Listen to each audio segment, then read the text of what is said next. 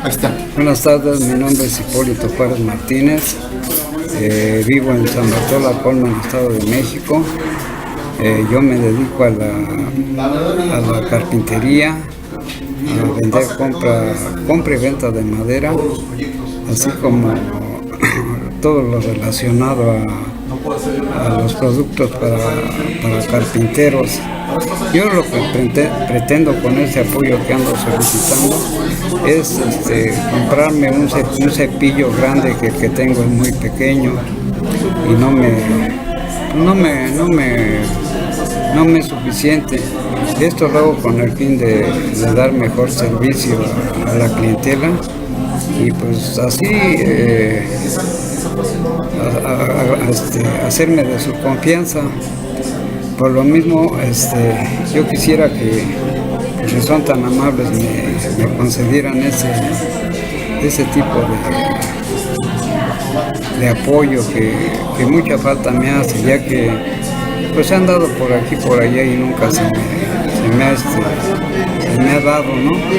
Espero que en esta ocasión pues me puedan ayudar para yo crecer en mi negocio, ¿no? Porque a pesar de que ya tengo mi edad, pues todavía tengo aspiraciones de echarle ganas por hacer algo, ¿no? No me he estancado.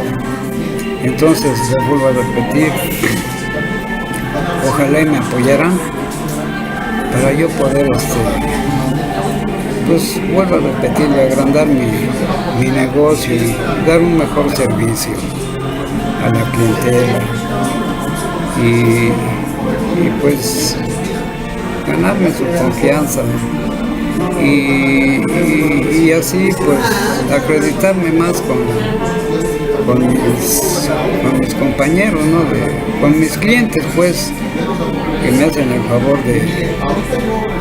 de comprarme y pues, también para que tengan una mejor atención.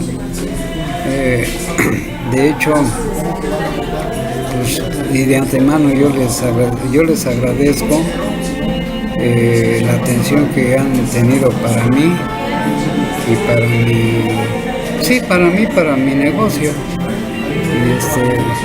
Y pues darles las gracias, ¿no? Por todo esto que ustedes me van a proporcionar.